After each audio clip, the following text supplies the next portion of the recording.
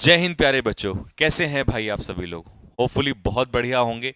चलिए जी, जैसे कि आपने इस वीडियो के थंबनेल पर देख ही लिया कि भाई सबसे बड़ी समस्या इस समय पर ये है, एक बच्चा इतना ज़्यादा कंफ्यूज हो चुका है, उसे ये समझ नहीं आ रहा कि कहाँ से पढ़ूं, कैसे पढ़ूं, कितना पढ़ूं, क्या पढ़ूं। देखिए, सबसे पहले तो मैं आप लोगों को बता दूं कि आपको किसी एक व्यक्ति पर ट्रस्ट करना पड़ेगा, क्योंकि बहुत सारी नाव में पैर रख के एक या दो में तो फिर भी चल जाता है। हालांकि तो दो में भी नहीं चलता, एक ही सही रहती है। लेकिन अगर आप कोशिश करोगे कि 10 नाव में पैर रख दूं, तो पैर भी दो ही हैं दोस्त आपके। ठीक है, तो ये बड़ा कंफ्यूजन है बच्चों के अंदर।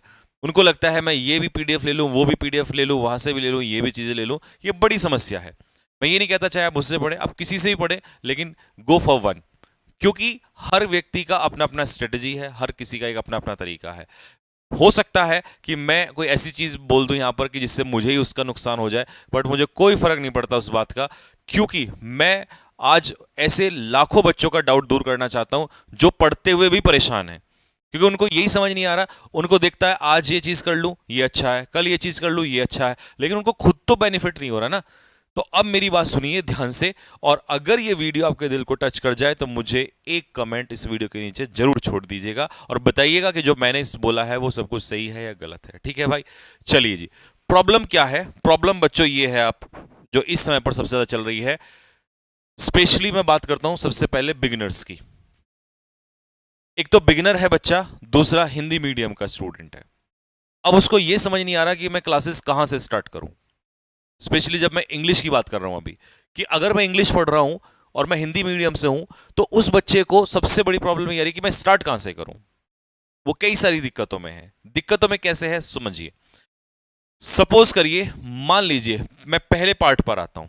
पहले पार्ट पे मान लीजिए किसी टीचर ने उसको स्टार्ट किया, पढ़ाना स्टार्ट किया। पहली क्लास तबाही, दूसरी क्लास में आग लगा देंगे, तीसरी क्लास तूफान मचा देंगे। लेकिन उसको इतना जोश था उसके अंदर, बट चौथी क्लास में अचानक से, यहां तक तो ठीक था, लेकिन चौथी क्लास में अचानक से एक वर्ड आ गया कि ये सब तो ठीक है, बट अगर आपने पेड बैच ले लिया तो गारंटीड सिलेक्शन हो जाएगा। अब वही बच्चा इतना कंफ्यूजन में आ गया, उसको यह समझ नहीं आ रहा कि जब यहां तबाही आग और तूफान है तो फिर इसके अंदर क्या होगा। वो बड़ा कंफ्यूज हो गया। उसको यह समझ नहीं आ रहा है कि मैं करूं तो करूं क्या। सबसे बड़ा कंफ्यूजन उसके माइंड में यही क्रिएट हो जाता है कि फिर इसमें क्या चल रहा है और इसके अंदर क्या होगा। है कि नहीं है? अगर है या नहीं है कमेंट में जरूर बताइए। पहला कंफ्यूजन ये हो गया। फिर यहां भी वो जैसे तैसे करके डील करता है, चलो सोचा अंदर भी चला जाएगा, पेड बैच में भी वो चला गया। अब अगर वहां पसंद नहीं आया तो फिर उसको ये भी डाउट रहता है कि यार यहां अच्छा मुझे नहीं लग रहा है, मैं इसको करूं या ना करूं। तो यहां से वो कंफ्यूजन में प्रॉपरली आ चुका है। ठीक है, वो परेशान है कि समझ नहीं आ रहा मैं करूं तो करूं क्या। दूसरी बात, एक नई समस्या क्या है, और ये सबसे गंभीर समस्या है, सबसे ज्यादा गंभीर समस्या ये है जिसका इलाज बहुत मुश्किल है जब तक समझ नहीं आएगा। क्या है?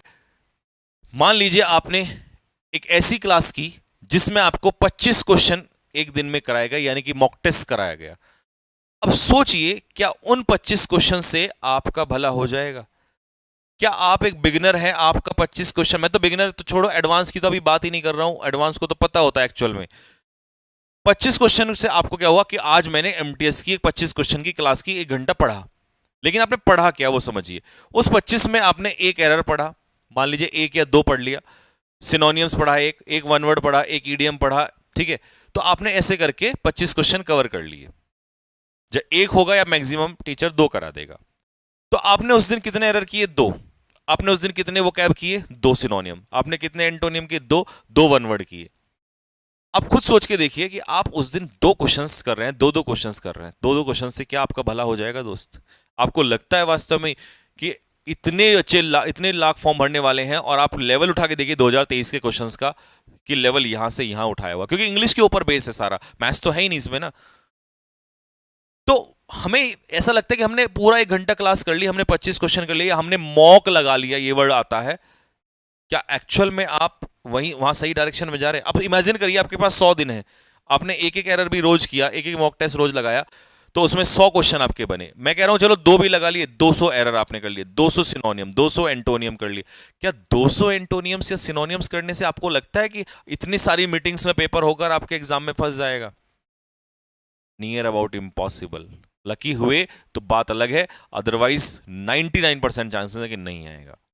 ये खुशी रहेगी कि मैं रोजाना 1 घंटे क्लास पढ़ता था, और यहां आके उस बच्चे को ये खुद नहीं पता होता कि वो कितना बड़ा नुकसान कर रहा है अपना, क्योंकि उसे लगता है कि वो एमटीएस की तैयारी कर रहा है या किसी भी एग्जाम की तैयारी कर रहा है। देखिए, ये मॉक टेस्ट वाला जो टाइप होता है ना, ये सिर्फ इसलिए होता है कि अपने आप को चेक कर लें कि मैंने कितना पढ़ लिया। पढ़ना तो दोस्त इतना सारा पड़ेगा आपको।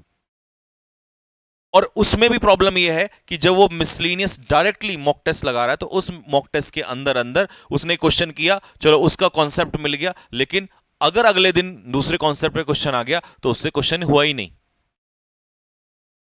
तो इसीलिए जब आप पढ़ाई कर रहे हैं तो सबसे पहले ये देखिए कि आप बिगिनर हैं, तो आपको एक बार थोरोली जाना पड़ेगा दोस्त। आपको डायरेक्ट सीधा सीधा क्वेश्चन से काम नहीं चलेगा, आपको थोरोली जाना पड़ेगा। आपको वो चैप्टर जो है वो पढ़ना पड़ेगा, क्योंकि मैं देखता हूं बच्चे थ्योरी से बचते हैं। भाई, थ्योरी से अगर बचोगे तो आप ये मत एक्सपेक्ट करना कि आपने जो क्वेश्चन का पढ़ा है, जो क्वेश्चन का रूल रटा है, वही आपके में पेपर में आ जाएगा। वो तो मॉक टेस्ट में ही नहीं आएगा, जब मॉक टेस्ट स्टार्ट होंगे उसी में ही नहीं आएगा। तो इसीलिए आपको उस चैप्टर की पूरी थ्योरी और उसके साथ साथ उसके क्वेश्चंस, 2 4 5 नहीं, कम से कम 50 100 क्वेश्चंस मिनिमम आपके होने चाहिए। मैक्सिमम तो चाहे आप कितने भी कर लीजिए। दूसरी चीज, जिस दिन मान लो आप वोकैबुलरी पढ़ रहे हैं, तो सपोज करिए आपने वोकैबुलरी पढ़ा, तो भाई 20 या 25 क्वेश्चन अगर आप उस दिन कर रहे हैं, तो मैं कह रहा हूं उससे भी भला नहीं होने वाला। 1 2 तो छोड़ दो, इनकी तो मैं बात ही नहीं कर रहा हूं, ठीक है, इसकी तो मैं बात ही नहीं कर रहा हूं। मैं कह रहा हूं 25 क्वेश्चन भी आप करें, कम से कम उस दिन आपका टारगेट होना चाहिए 100 क्वेश्चन का, कि भाई आज मैं वोकैब के 100 क्वेश्चन करूंगा। अगर मैं सिनोनियम्स करूंगा तो मेरे 100 सिनोनियम उस दिन होने चाहिए। हो सकता है आपको लगे तो बहुत ज्यादा है, लेकिन दोस्त मैं फिर हमेशा एक ही बात कहता हूं कि तुम नहीं कर रहे हो तो इसका यह बिल्कुल मतलब नहीं है कि दुनिया नहीं कर रही है, करने वाला कर रहा है, ठीक है। अगर आप वन वर्ड कर रहे हो तो आपको 100 वन वर्ड उस दिन होने चाहिए, उसमें से चाहे 100 के 100 लर्न ना हो, आपको 50 ही रह जाए लर्न। जब आप अगली बार रिवाइज करोगे तो दोस्त मैं लिख के देता हूं, आपको 50 से ज्यादा लर्न होंगे उस दिन। तो इसीलिए आप कंटेंट को अच्छे से देखिए कि आपको करना क्या है, ये नहीं कि मैंने इतने क्वेश्चंस कर लिए। और ये वाली जो चीज है ना, ये वाली जो चीज के पीछे तुम भागते हो, ये देखते हो कि मोस्ट इंपॉर्टेंट 25 सवाल या most important 25 question. Some people से 8 सवाल एंड सम पीपल से 8 क्वेश्चंस। तो ये जो मोस्ट इंपॉर्टेंट है ना, इसने बड़ा सर में दर्द कर रखा है। तुम्हें लगता है मोस्ट इंपॉर्टेंट है तो यही छप जाएगा। अगर ऐसे ही छप जाता भाई, तो हर बच्चा बस वही कर लेता और सिलेक्शन हो जाता। इस भ्रम से दूर हो जाओ, डीपली बैठ के आराम से चैप्टर वाइज चीजों को पढ़ो, ग्रामर में सारी चीजें एक एक चैप्टर वाइज कॉन्सेप्ट्स को क्लियर करो। और मैं ये बिल्कुल नहीं कह रहा हूं कि आप मेरे से ही पढ़ो, आप किसी से भी पढ़ो, बट इस चीज को अपने, जो ये डाउट आपके मन में है, इसको दूर कर लो। नहीं तो होगा कि आपसे 1 महीने के बाद तुम खुद को पता है कहां पाओगे, तुम देखोगे यार मेहनत बहुत की थी लेकिन मुझे तो कुछ आ ही नहीं रहा। क्योंकि किस दिन दर्द होगा, जिस दिन मॉक टेस्ट में कोई 25 में से 24 23 22 कर जाएगा ना, और तुम उस दिन 14 15 पे लटक जाओगे। और वो 10 नंबर का गैप भरना बहुत मुश्किल होता है। 1 से 10 12 नंबर जाना बहुत आसान होता है, बट 12 13 से ऊपर एक एक नंबर बढ़ना, आपको सब कुछ पढ़ना पड़ जाएगा दोस्त। तो इसीलिए ये जो चीज है, जो ये डाउट है आपके मन में, इसी वजह से आपके जो मार्क्स हैं वो नहीं बढ़ रहे हैं, या आपको ऐसा लग रहा है हमें कुछ नहीं आ रहा है, क्योंकि आपने एक एक 2 2 क्वेश्चन किया। उससे क्या होने वाला है? कुछ नहीं होने वाला है। तो जिस दिन आप टॉपिक कर रहे हैं, अगर आप ग्रामर का टॉपिक कर रहे हैं तो उस टॉपिक को खत्म करो पूरा, ताकि सेटिस्फेक्शन रहे, ये मेरा टॉपिक हो चुका है। आपने वन वर्ड किए हैं तो उस दिन आप जाइए, उस दिन सारे निकालिए कि भाई ये इंपॉर्टेंट क्वेश्चंस हैं, कि भैया इंपॉर्टेंट का मतलब हो गया। इंपॉर्टेंट में भी ये नहीं कि 5 6 आपने 10 15 कर लिए, इंपॉर्टेंट का मतलब ये होता है कि आप कम से कम 100 सवा 100 क्वेश्चन कर रहे हैं, और वो आपको आपका टीचर जो है वो आपकी हेल्प करेगा। और उसको पूरा फिर रिवाइज करिए। और एक मिस्टेक जो करते हैं आप कि भैया पीडीएफ ले ली और बस पीडीएफ से देखते जा रहे हैं, बाद में काम नहीं आएगा दोस्त। वोकैबुलरी में स्पेशल खास करके बोल रहा हूं मैं आप लोगों को, वोकैबुलरी में लिखा करो, नोट्स बनाया करो। तो ये वो समस्या है जिसकी वजह से आप लोग बहुत ज्यादा परेशान हैं और आपको समझ नहीं आ रहा है। आप साथ के देखिए, एक चीज बिल्कुल कहूंगा, प्रॉपर बेसिक्स से पढ़ने का भी समय नहीं है। Proper basic in the sense कि आप बिल्कुल जीरो से जाएं और आगे प्रैक्टिस भी ना करें। ये समय तो एक्चुअल में क्वेश्चंस का ही है, बट क्वेश्चंस के साथ बेसिक आना बहुत जरूरी है, कि बिना बेसिक के क्वेश्चन नहीं हिल सकता। तो मेरे भाई, बेसिक्स के साथ साथ क्वेश्चंस लेके चलो, क्योंकि बेसिक के बिना क्वेश्चन नहीं होंगे, और क्वेश्चन नहीं होंगे तो सिलेक्शन नहीं होगा, और क्वेश्चन तब तक नहीं होंगे कि जब तक बेसिक क्लियर नहीं होगा। तो इसी तरीके से चाहे एक दिन ले लो या मैक्सिमम 2 दिन ले लो, उसको क्वेश्चन सारे लगा डालो, बट पहले थ्योरी के साथ, और फिर देखिए क्यों नहीं आता उसमें। और दूसरा, एक और बहुत बड़ी गलती हो रही है, ग्रामर वोकैबुलरी रीडिंग कॉम्प्रिहेंशन को अभी हम छोड़ते जा रहे हैं। और ये चीज मैं खुद के लिए भी बोलूंगा, क्योंकि मैंने अभी तक जितनी भी क्लास कराई है उसमें एक ही बार क्लोज टेस्ट कराए हैं। अगर मैं कोई चीज गलती करता हूं या कोई चीज मुझसे छूट रही है, मैं उसका भी ध्यान रखता हूं, बट वो मैं इसलिए किया है क्योंकि आपका एक बार थोड़ा बेस बन जाए, आप थोड़ा सा स्ट्रांग हो जाए। अभी तक जितनी भी क्लासेस कराई हैं उनमें बहुत अच्छा कंटेंट हुआ है, बट अगर मैं ये कहूं कि सिलेक्शन के लिए सफिशिएंट है तो नहीं है भाई। इतना करने के बावजूद आप देखते हो हर क्लास में 100 क्वेश्चंस करते हैं हम। अगर वन वर्ड 25 कर रहे हैं तो 25 इंटू 4 रेडी रखते हैं हम, लगभग 100 वन वर्ड तैयार करते हैं। अगर स्पेलिंग करते हैं तो उस दिन 100 स्पेलिंग कम से कम करते हैं। बात समझ में आया? तो भाई कंटेंट ज्यादा से ज्यादा करने की कोशिश करो। ये मोस्ट इंपॉर्टेंट, ये फलाने सवाल इतने सवाल, ये कुछ नहीं होने वाला इससे, वहीं रह जाओगे कुएं के मेंढक बन के। बात समझ में आया? और वैकेंसी बहुत है, बहुत वैकेंसी है, जरूरी नहीं हर बार इतनी आएंगी। तो इसीलिए मेहनत करो, तरीके से करो। होपफुली आपको समझ में आएगा कि मैंने क्या समझाने की कोशिश की है आपको। ठीक है, सोचो समझो कि सर ने क्या बताया है, और फिर डिसीजन करो और उसी तरीके से चलो। ठीक है, और मैं लास्ट फिर से कह रहा हूं, तुम मेहनत नहीं कर रहे हो इसका मतलब कोई नहीं कर रहा है, ये तुम्हारा भ्रम है दोस्त। और ये उस दिन टूट जाएगा जिस दिन कोई नौकरी लेके चला जाएगा। रात के 3 बजे भी मेहनत की जाती है। मेहनत करने वाले को सिर्फ एक रास्ता चाहिए, एक होप चाहिए। लोग रातों रात मेहनत कर जाते हैं। और जाने से पहले इसी में एक स्टोरी ऐड कर जाता हूं। हो सकता है ये वीडियो लंबी हो जाए, आपको लगे थोड़ा सा, लेकिन शायद इससे आपकी आंखें खुल जाएं। एक बार क्या होता है कि एक जो कौवा होता है वो भगवान शिव से जाके क्या कहते हैं, शिकायत करता है और कहता है कि मुझे खाने के लिए तुमने कुछ दाना नहीं दिया और मैं भूखा हूं। तो शिकायत करता है कि मुझे खाने के लिए दाना चाहिए। तो भगवान भोलेनाथ कहते हैं कि कोई बात नहीं, कल तुम सुबह उठ के 5 बजे वहां पर जाना, एक जगह है और वहां पर तुम्हें दाना मिल जाएगा। अब समस्या यह है कि कौवा बड़ा आलसी आदमी होता है। वो जैसे तैसे करके उठता है और 6 बजे के आसपास उठता है, और जब तक वहां पहुंचता है तो देखता है कि वहां कुछ है ही नहीं। वो फिर से भगवान के पास जाता है और कहता है कि तुमने वहां कुछ डाला ही नहीं है, वहां तो दाने ही नहीं है।